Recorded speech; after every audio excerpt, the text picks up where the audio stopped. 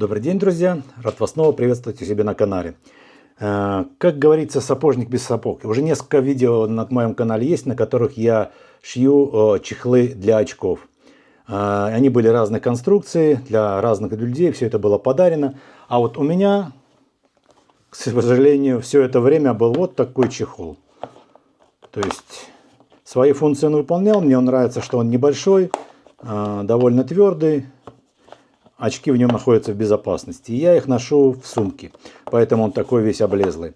И я решил исправить это положение дел. В интернете увидел несколько фотографий чехла, который наконец-таки конкретно мне понравился и подходил бы для моих условий носки очков. И я на основании этих фотографий разработал модель оснастки, шаблонов вот такого вот вида. И при помощи этих моделей распечатал их на 3D принтере. И при помощи этих моделей сделал вот такой вот чехол. Чехол для очков. Как это все происходило, в какой последовательности все это происходило, вы увидите в этом видео. Надеюсь, оно вам понравится. Приятного просмотра.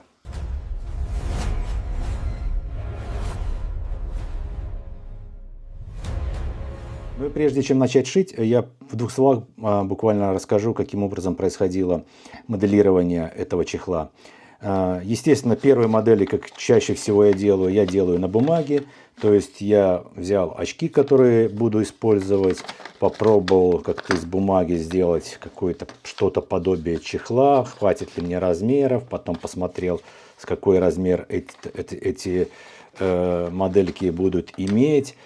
Когда с бумагой было покончено, решил сделать два таких шаблончика из пластика, смоделировать внутреннюю часть и кожу, внутреннюю часть, куда будет вкладываться очки, и кожу снаружи. Это посмотреть, реально ли, хватит ли, бумага это одно, а все-таки твердая кожа будет немножко другое. То есть смоделировал такой кусочек пластика, померил, что да, сюда будет входить. Ну, вопрос в том еще, что я очень хочу сделать этот чехол как можно меньше, тоньше, уже и так далее. Поэтому я буквально там каждый миллиметр там ужимаю. Поэтому неизвестно, что получится, неизвестно, войдут ли очки туда.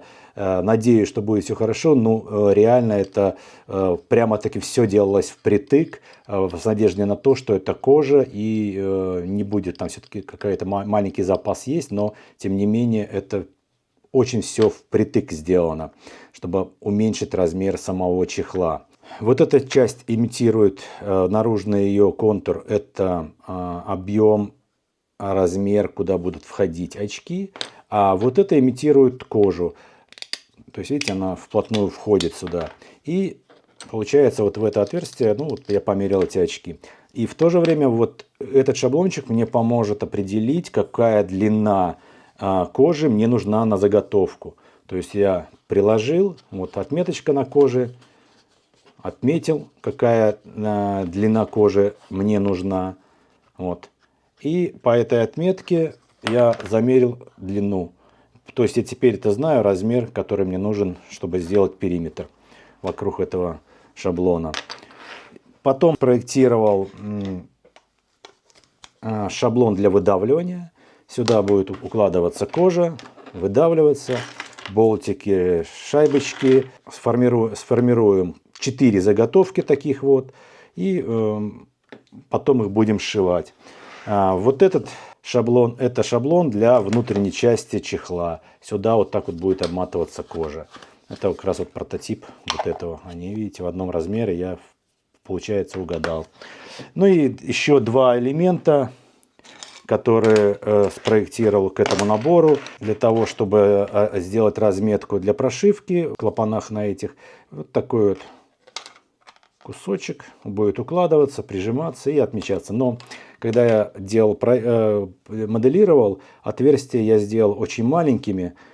Я сделал правильными, миллиметр, но учитывая, что пластик дает усадку, заплывает и так далее, пришлось просверливать. И, конечно, это некрасиво. Модель моя, буквально 5 минут времени я увеличил отверстие и распечатал где-то за полчаса 40 минут, распечатал уже в нормальном виде, чтобы в эти дырочки входило шило. потому что изначально вот в эти дырочки, естественно, оно не входило и практически не вылезало наружу. Ну, очень тяжело. То есть это на выброс, а это пойдет. И такой вот кусочек, это у меня для обрезки края кожи, чтобы ровненько потом обрезать. Формироваться будет кожа чуть больше размером. Из нее мы потом вырежем. Ну вот, в принципе, и все про пластик. И теперь я буду делать само изделие. Я буду делать, покажу, как делается один клапан. Вот такой вот. Ну, на самом деле у меня будет их там, вот у меня есть там все 4 заготовки. Я одновременно буду делать там все 4 заготовки. Потому что выдерживается надо, ну, порядка, может быть, я вот сегодня сделаю и завтра буду уже дошивать, чтобы она хорошо высохла, чтобы она сформировалась, хорошо высохла. Поэтому я буду на видео показывать только одну часть. Все, дальше будет уже работа с кожей.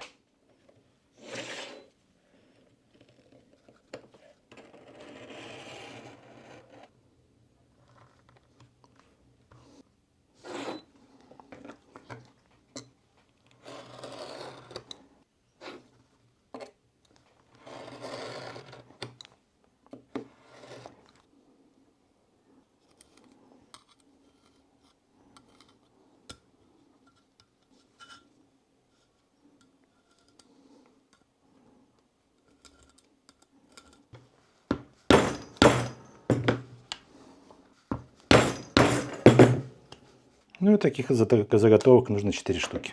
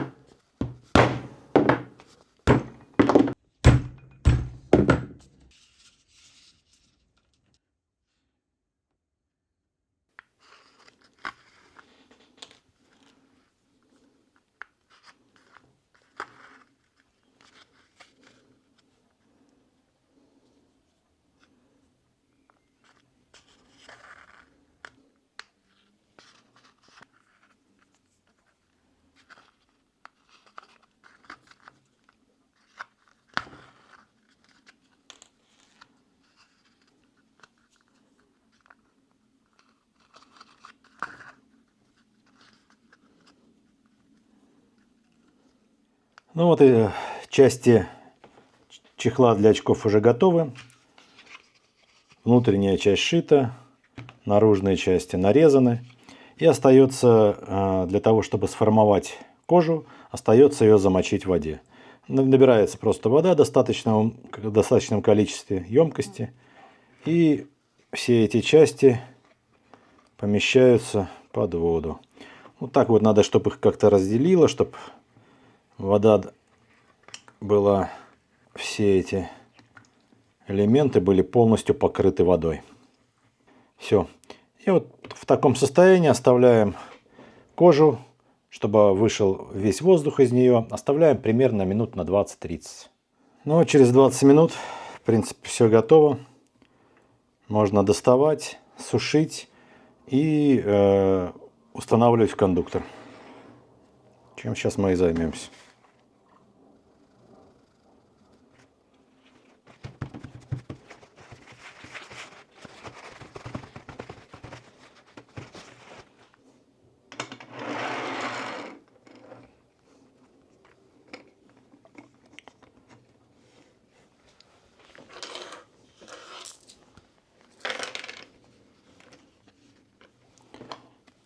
Здесь вот специально есть бортик, в который упирается кожа, чтобы она была более-менее ровно. Хотя потом, после того, как это все высохнет, я все равно еще буду здесь подрезать, делать ровный край. Сейчас будем устанавливать. Может, не совсем все ловко получается. Делаю первый раз в жизни. Потому что никогда еще и это изделие не делал, да и вообще с кондукторами почти не имел дела.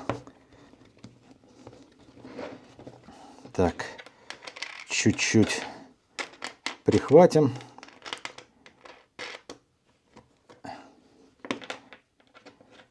Потом доравняю.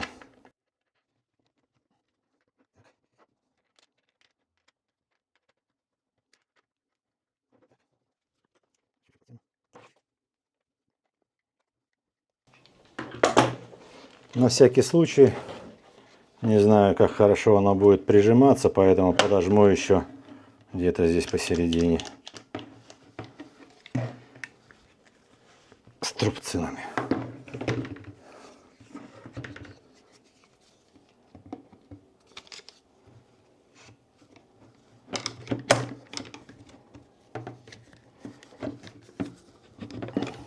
И оставляем в таком вот состоянии на, думаю, завтра до после обеда. То есть это где-то примерно часов 18-20, как получится.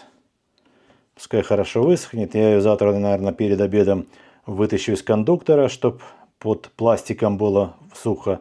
А потом еще чуть подсушится и буду продолжать дальше шить. Ну и сейчас, естественно, нужно сделать все то же самое еще с 3 частями этого чехла. Ну вот прошло порядка где-то 16-18 часов. Я уже вынял детали чехла из кондукторов. Они уже сухие. И теперь моя задача немножко подрезать эту деталь по длине. Когда я делаю кондуктор, вот этот шаблон, я его делал заведомо чуть-чуть длиннее, чем была рассчитана сама длина чехла. Для того, чтобы вот этот край, я понимал, что вот если вот присмотритесь, этот край не совсем ровный. Это же кожа, она будет немножко играть. Вот видите, она чуть-чуть растягивается. Поэтому для того, чтобы это растяжение кожи нивелировать, я сделал кондуктор чуть длиннее. И вот таким вот приспособлением на то расстояние, на которое я сделал длиннее, я сейчас просто обрежу, чтобы у меня был ровный край.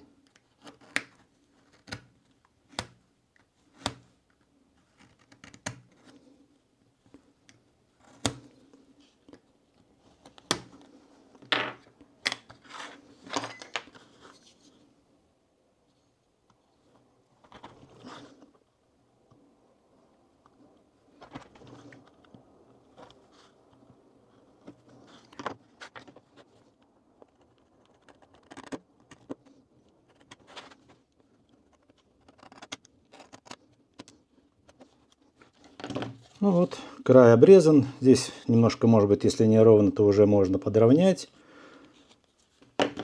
зачистить. Этот край теперь будет ровный. И все же самое нужно будет сделать с остальными деталями.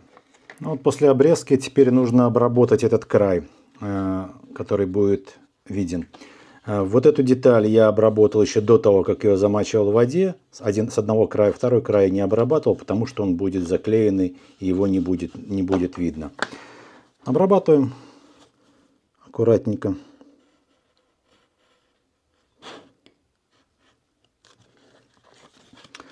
Не совсем, может быть, удобно, придется как-то вот так вот на весу, но пока ничего не придумал, как это сделать более элегантно и аккуратно.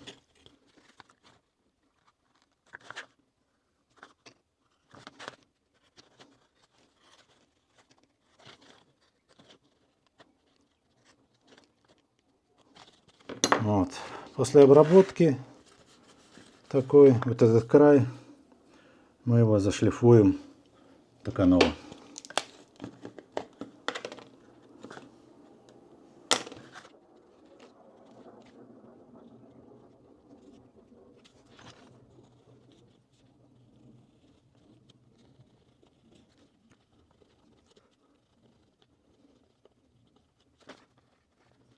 Так, теперь после обработки края нам нужно вырезать деталь уже как бы в размер. Для этого мы используем опять наш кондуктор. И вот это вот.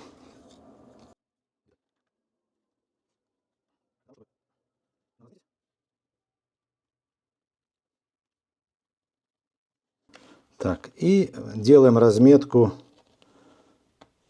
внешнюю, как мы будем ее вырезать.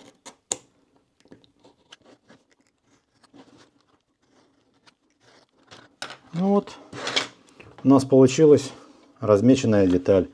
Есть разметка для отверстий и есть разметка для внешнего края детали.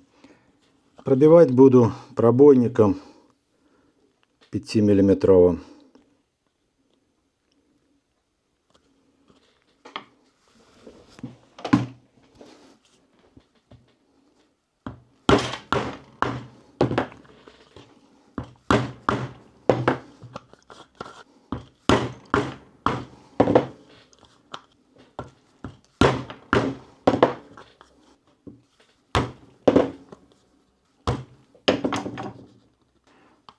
Отверстие готово. Теперь можно вырезать.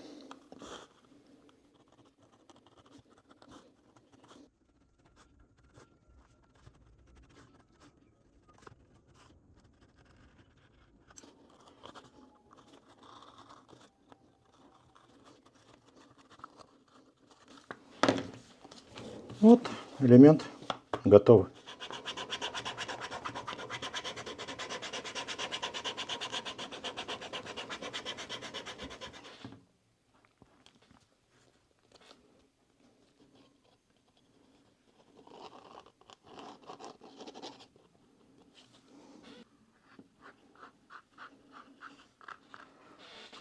Восемь минут подсохнуть и соединить две детали.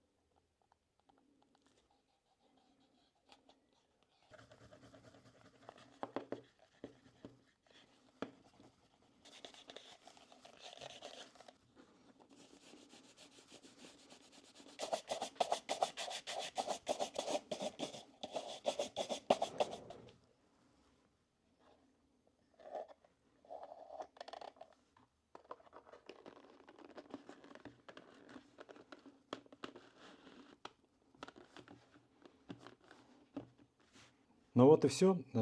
Закончил я делать такой чехол для очков при помощи кондукторов, напечатанных на 3D принтере, оснастки к этим кондукторам. Это все было разработано, спроектировано в CAD-программе, распечатано мной, и на основе этих приспособлений был сделан вот этот чехол. Что могу к нему сказать? Единственное, что, наверное, я бы чуть-чуть подправил, это толщина кожи. Это кожа Бутера, она довольно твердая, но она все-таки тонковата, 1,55-1,5 мм его толщина. Хотелось бы, чтобы толщина кожи была где-то, наверное, около 2 мм, чтобы была более жесткая конструкция. Тем не менее, в таком виде этот чехол исполняет свои функции, то есть это чехол для очков. То есть туда очки помещаются, закрывается, и вполне себе безопасно себя будут там чувствовать. Изделие сделано. Прошу вас каким-то образом отреагировать на это видео. Поставьте лайк, либо поставьте дизлайк. Напишите комментарий, это очень важно для канала, это его продвигает. И мне будет понятно, что не зря все это делаю. Вам не сложно, а мне приятно. Так что всего доброго, до новых встреч, удачи!